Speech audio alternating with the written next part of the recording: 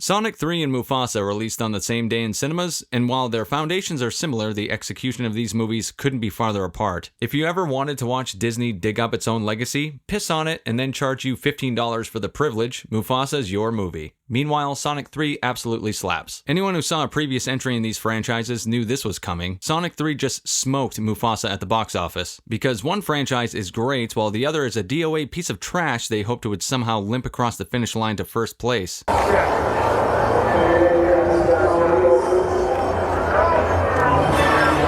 Sonic 3 and Mufasa are a masterclass in contrast, a tale of two movies that perfectly encapsulates the difference between a labor of love and an exercise in soulless corporate filmmaking. One delivers heart, humor, and genuine respect for its audience, while the other is a limp handshake, a shameless exercise in corporate laziness, a joyless reminder that Disney has long since run out of ideas and dragged the original's legacy through toilet water for a quick buck. Sonic the Hedgehog 3 leans fully into its absurdity while delivering characters and arcs that are shockingly layered and surprisingly human. Mufasa, on the other hand, destroys the legacy of multiple characters with reckless abandon. The movie plods along, hoping that pressing your nostalgia button will be enough for you to not want to murder yourself once you realize the marketing was a lie, that it's all this movie is, and you've been fucking had. Both movies tackle themes like abandonment, adoption, betrayal, and redemption, but Sonic 3 makes you care about them. Mufasa is like sucking a fart out of an ass. I found a video of this, but I'm not gonna subject any of you to it. Sonic 3 weaves these ideas into its narrative with sincerity and heart, while Mufasa fumbles them completely, dragging its audience through a hollow retread of ideas that were done better 3 decades ago. Sonic 3 is a ridiculous, heartfelt joyride that respects its audience, while Mufasa is a soulless cash grab that insults everything that made its predecessor great. One is a celebration of entertainment and character. It also doesn't hurt that this one has one of the greatest physical comedians in history playing dual roles. The other movie is a lifeless imitation, a lazy cash grab with zero effort, zero originality, and zero reason to exist. Even the animation style of Mufasa, beautiful as it is polished to the point of sterility. It's like fake eyelashes on a woman. It looks good, but you just know something's off. And who fucking asked for it? Seriously, why do you guys want giant cumbrellas on your face? Let's get into it. I'm going to start out with the positive here and discuss Sonic 3 first, one of my favorite movies of 2024. Yes, I'm going to say something nice. That thing I do 3 or 4 times a year. And that means I'll be tearing apart that piece of shit Mufasa directly after, so you know. Stick around. I'm not going to spoil the story for Sonic 3 because I actually recommend this and encourage you to go see it and just have a goddamn good time. But to set the scene, the third entry in this series picks up right where the last movie left off, with Sonic and pals back with their adoptive family and Dr. Robotnik presumed dead. On Prison Island off the coast of Japan, a shadowy looking hedgehog is being held in stasis, where he's been for over 50 years. But a mysterious someone breaks him free, and this Shadow the Hedgehog is plenty pissed off over what's happened to him, creating complete chaos around the globe and requiring the world policing agency known as GUN to recruit Sonic and his team to stop him. Now, I'm a big Sonic the Hedgehog fan, check the Avatar, and I was one of the people who poo-pooed the original movie from the get-go. I didn't think it was something they'd be able to pull off, and after Ugly Sonic, I threw in the towel. But the change in Sonic's look after fan backlash brought me back. Clearly, the creatives behind these movies adore the character, and entry after entry has turned me into a true blue believer. Is the plot contrived as all fuck? Absolutely. Do I care? Absolutely not. I'm not one to suggest a better story wouldn't make this a better film, but if you're trying to go that route, you're missing the entire point of these movies. I've always been an advocate for character over everything. If you're going to pick something to do right, at least make the people or creatures in the story compelling. It's why I still love Spider-Man No Way Home despite all its problems, because like Sonic 3, it was made by people who love these characters dearly, and that's made clear on screen. As absurd as the movie is, I say this with affection of course, the nuance and shadow in Sonic's arcs is surprisingly good. Sonic the Hedgehog 3 somehow does what most video game movies can't. It delivers characters with actual depth. Indeed, a movie about a blue rodent and his brooding genetically engineered counterpart manages to explore adoption, abandonment, and emotional baggage better than half the dramas Hollywood churns out these days, and certainly better than that piece of shit Mufasa. It's no indie movie, it's loud, it's silly, but it also has the nerve to make you care about 2 cartoon anthropomorphic animals punching each other. On paper, Shadow should be a joke. Sonic's edgy doppelganger with enough angst to make Kylo Ren look like a well-adjusted adult. The Gerard Way of game characters, the emo John Wick. But Shadow's arc isn't just angry guy learns to be less angry. It's layered, and dare I say, heartbreaking.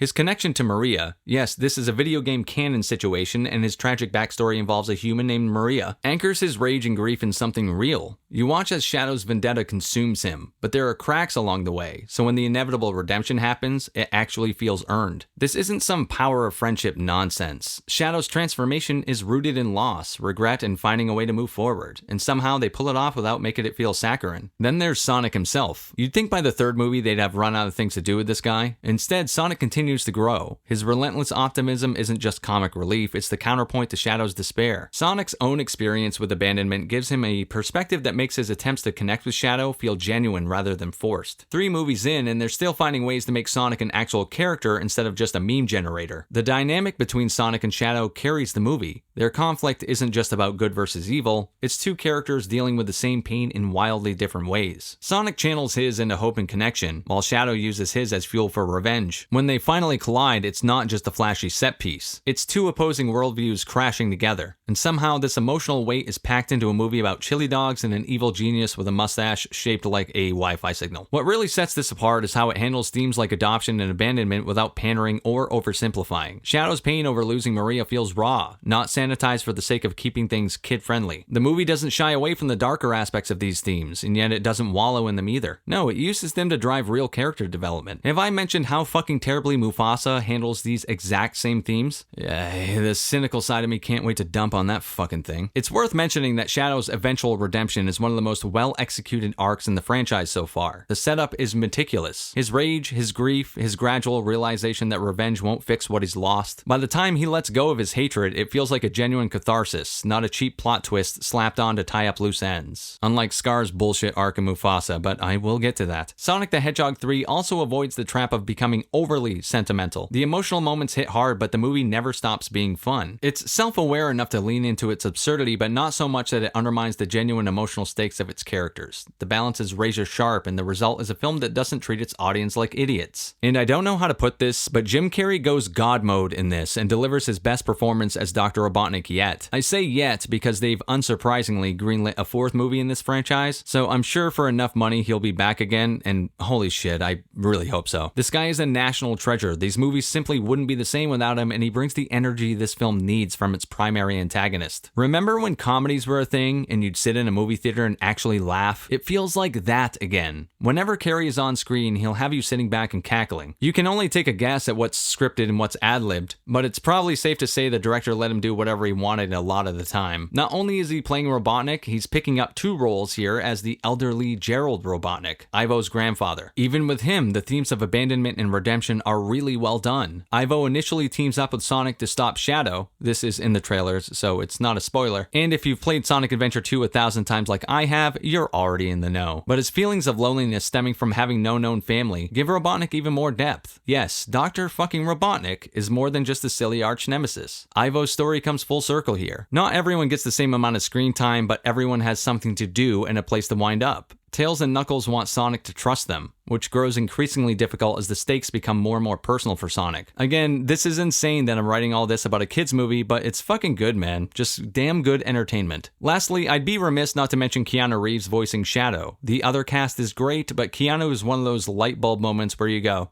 yeah, that makes complete sense. Shadow doesn't need to say much, and what he does say is pointed and dark. Keanu brings his most Keanu voice ever to Shadow. He doesn't try any fancy tricks. There's no Bram Stoker's Dracula, "Whoa, wherefore art thou?" to be found here, and it just fucking works. And as a longtime Sonic fan, the Easter eggs in this movie were a lot of fun to catch. Unlike, say, Mufasa, which relies almost exclusively on nostalgia to get you through that train wreck. No, Sonic 3's Easter eggs are in the background or placed in the movie without their point being a distraction. It's something for fans to pick up but are all naturally placed in. From sound cues, music, character movesets, robot and tech designs. They are there, uninterrupting, allowing the story to take place, but awesome for fans to recognize and go nuts over. There's no reliance on prior knowledge for the viewer to get through this movie. The Easter eggs are there if you notice them, like they're supposed to be. They don't break or make the story, or as I like to call it, fan service done right. At the end of the day, Sonic the Hedgehog 3 isn't just good for a video game movie. It's a better exploration of grief, abandonment, and redemption than the other movie we're about to discuss. One the studio probably wishes would be nominated for an Oscar. And that's both a testament to the filmmakers of Sonic and a damning indictment of everyone else on the other side of the spectrum. Now we get to Mufasa, this absolute stinker. This movie is actually offensively mediocre as a rule, and then becomes a borderline hate crime halfway through, once you realize this is just a shitty Lion King redux. I have no sympathy for a company like Disney milking the teat of their intellectual property. A creatively bankrupt piece of shit like this deserves no corner. So with that said, unlike skipping spoilers for Sonic, let's get right into the story of this film. A young Mufasa and his parents are headed to Malele, a place of actual flora, fauna, and other animals. They're just kind of hanging out in the desert roaming, hoping to find it. Yes, in this movie, Mufasa's backstory is not a descendant of kings, but instead he's just a regular lion that ends up an orphan. See, in order to remind you of Simba losing his father, the script subverts expectations, and it's Mufasa who gets separated from his parents in a random flood. Thankfully for him, he's rescued by Taka, or Scar to us, and the plot decides they both always wanted to be brothers, so they immediately decide that's what they are, like it's fucking stepbrothers. Did we just become best friends? Yup! At least in Step Brothers, they lead up to their friendship. Here it's literally, "Oh hi, I always wanted a sibling." "Lol, me too." "Okay, well we are now."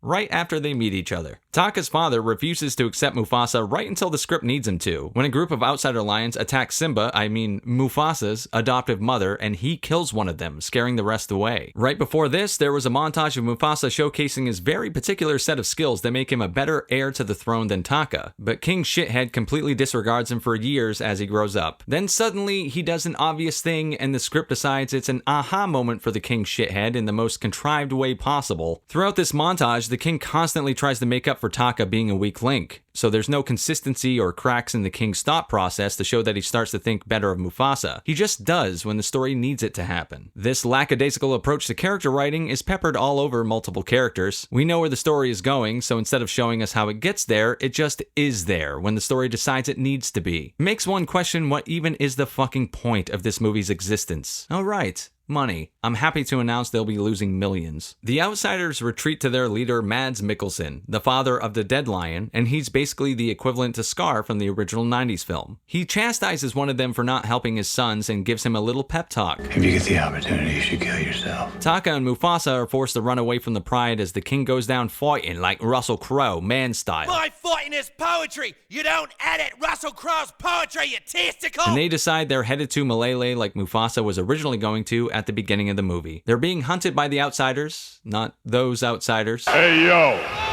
Hey yo!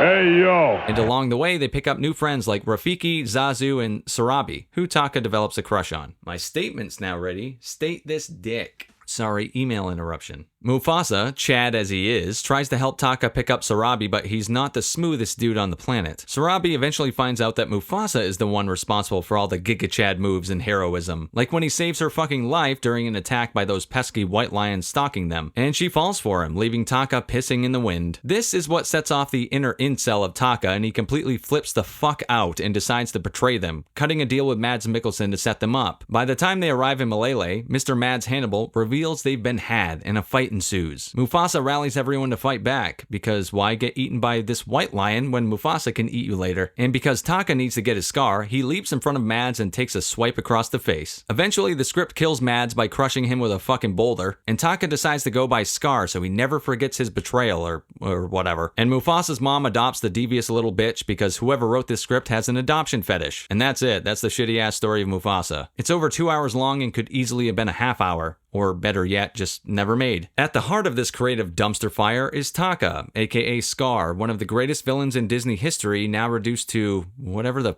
fuck this is. Let's start with Taka's big origin story, or what Disney thinks passes for one. For most of the movie, Taka is a bright-eyed puppy of a lion. He's a good guy, charming, self-aware, even a little self-deprecating. He openly rejects his father's toxic advice, feels ashamed over lying, and never so much as side-eyes Mufasa, his golden boy brother. He's weak, sure, and maybe a little scared, but he's likable. And then out of nowhere, the second act ends and Taka flips like a fucking light switch. 1 second, he's basically Simba with anxiety. The next, he's sneering, stalking, and snarling like he's just remembered, oh right, I'm supposed to be Scar. Why? Because Mufasa stole his girl. That's it. That's the big betrayal. Not years of seething jealousy or a lifetime of feeling inferior. No, Taka goes full Scar because his big brother snagged his crush. That's right. They basically turned Scar into an incel and Mufasa into Chad. It's not just lazy, it's embarrassing. This is supposed to be the tragic backstory of one of Disney's most complex villains, and they boil it down to a lion version of High School Musical. And let's talk about how fucking stupid this transformation is. Not only does Taka's personality do a complete 180, but his body language, voice, and even the way he moves changes entirely. He goes from, oh shucks, to evil Shakespearean son of a bitch in the blink of an eye. It's so jarring it almost feels like you missed the scene. Like maybe the writers just couldn't figure out how to make this transition believable. So they said, fuck it, we'll fix it in post. Spoiler, they didn't. What's even more insulting is this came out the same weekend as Sonic the Hedgehog 3, a movie about a talking blue rodent and his emo rival, managed to handle themes of loss and abandonment better than Disney. Shadow the Hedgehog has a character arc that's actually earned. His descent into vengeance is built on layers of grief and anger. The movie gives you time to understand his pain, to watch it simmer and boil over. When he finally breaks, it feels inevitable because the groundwork was actually laid. Meanwhile, Taka's transformation is about as subtle as a brick to the fucking face. There's no groundwork, no nuance, just a lazy,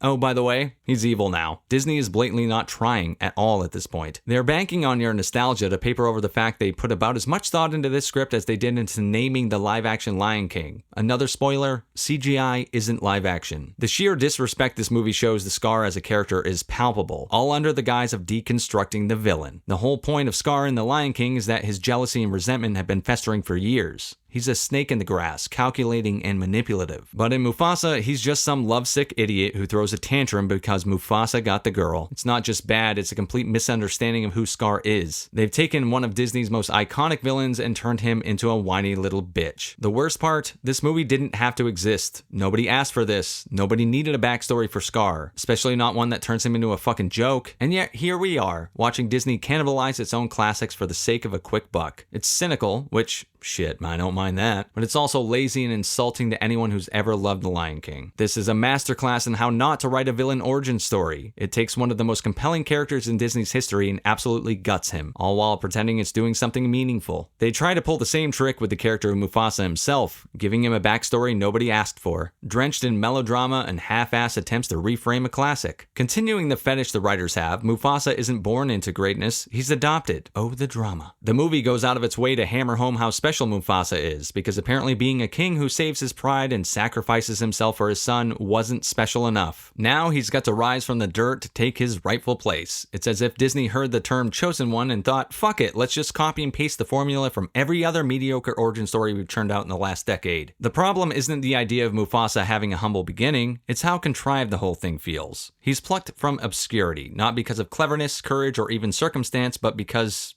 destiny. Or is it? The movie never really bothers to flesh it out. It's just Mufasa is chosen, and that's apparently all you need to know. Subtlety and nuance, Disney left those on the cutting room floor. What's worse is how this prequel practically rewrites the original Lion King in the process. Remember how Mufasa was wise, commanding, and noble? Yeah, well, here he's a wide-eyed, insecure cub being told over and over again how amazing he'll be, because apparently audiences can't figure that out on their own. The movie also undermines the core of Mufasa's character. In the original, his greatness wasn't about destiny or birthright, it was about choice. He was a king because he earned it. This prequel pisses all over that, turning him into a cliche underdog who's destined for greatness because reasons. It's the kind of lazy storytelling that assumes slapping a tragic backstory onto a character automatically makes them deeper. And speaking of lazy, let's talk about how Mufasa shamelessly recycles its own lore. The parallels to Simba's story are so blatant, it's like Disney forgot which lion they were writing about. Mufasa struggles with self-doubt? Check. Learns to embrace his role as king? Check. Falls in love with a supporting lioness who believes in him? Double check. It's the same goddamn story as The Lion King, just with worse writing and none of the emotional weight. The biggest insult, though, is how this movie tries to act like it's adding depth, when it's really just stripping Mufasa of what made him compelling in the first place. In The Lion King, Mufasa was a symbol of wisdom and strength, a lion who carried the weight of the Pride Lands with grace and humility. In Mufasa, he's bland. He's kind of an insecure hero who's only special because everyone keeps telling him he is. It's character assassination disguised as a prequel, and the fact that Disney expects you to pay for this garbage is honestly offensive. Speaking of offensive, offensive, last on my list of targets is the CGI. I respect the hell out of the animators, and their nearly endless hours of hard work, but it doesn't change the fact this is another soulless entry in Disney's ever-growing lineup of live-action disasters. Visually, it's a technical marvel. The lions are so hyper-realistic you can count every strand of fur in their faces. But that's exactly the problem. This movie is a lifeless, uncanny valley fever dream, where the characters' expressions are so stiff you'd swear they're auditioning for taxidermy. It's a prime example of how visual polish means absolutely nothing when there's no soul behind it. In the end, Mufasa, the Lion King prequel, is everything wrong with Disney's modern era in one shiny, soulless package. It looks stunning on the surface, but collapses under the weight of its own emptiness. They took one of the most iconic characters in animation history and turned him into a bland, destiny-fueled cliche. And they did it all with an animation so polished it feels like staring into a wax museum diorama. If this is what the future of Disney looks like, I'll show my future kids the original Lion King, thanks. At least that movie fucking roared. And that does it for Sonic 3 and Mufasa, but I also reviewed Sonic 2 a couple of years ago when I first started this channel, meaning it got lost in the void, and being one of my first videos, it's a little cringe, but I still enjoy it and figure you might too. So let's end on a positive note.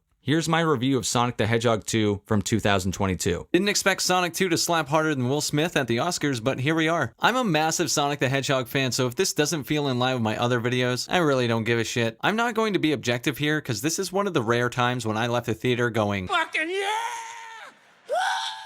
this movie had heart. There were tender moments and there were hilarious moments. Jim Carrey is at his Jim Carreyest, and it's an absolute dynamite match for this kind of material, and the introduction of Tails and Knuckles are just knocked out of the park. Objective acknowledgements, this movie has some plot contrivances, a little bit of bloat, and I couldn't give less of a shit. Some jokes fall flat, but are entirely inoffensive and on character. This movie wasn't made for critics, and it knows it, and when a film knows what it is, it lets me actually kick back and enjoy it. I know I'm not watching something that thinks it's accomplishing God's work. It knows what it is, it loves what it is, and god damn it, so do I. Dr. Robotnik has returned to Earth to get revenge on the Blue Blur, and this time he's enlisted some help from a devastatingly badass opponent for Sonic named Knuckles. Jim Carrey is an absolute blast to watch on screen, and it looks like he's having a blast playing Robotnik. He's a key cog to this movie's success, and if he's really done acting after this movie, there's going to be a huge hole in the third entry of this franchise. As the foil to a schizophrenic, fast-talking, and fast-paced main character, you need someone who's as frantic to counter him, and Jim Carrey feels like the only actor in Hollywood who could do this. Who gives us a fucking Limp Bizkit reference that lands that good? I'll bet $1 and a handshake that was improvised. There's no way someone wrote that.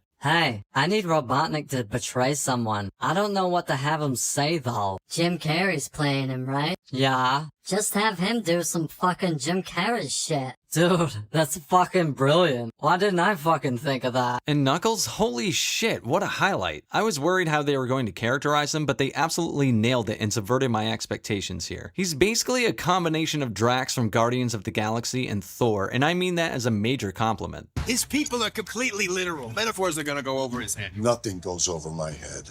My reflexes are too fast. I would catch it. I don't understand. Why am I angry at the enemy ball? This drink, I like it. I know, it's great, right? Another! Oh, you're really heavy. That's because I have 1,000,000% muscle. Pacify! He has heart and a major place in the story, and his burgeoning relationship with Sonic over the course of the movie feels genuinely earned. Yeah, I'm saying this about a fucking kids movie. How you like that shit?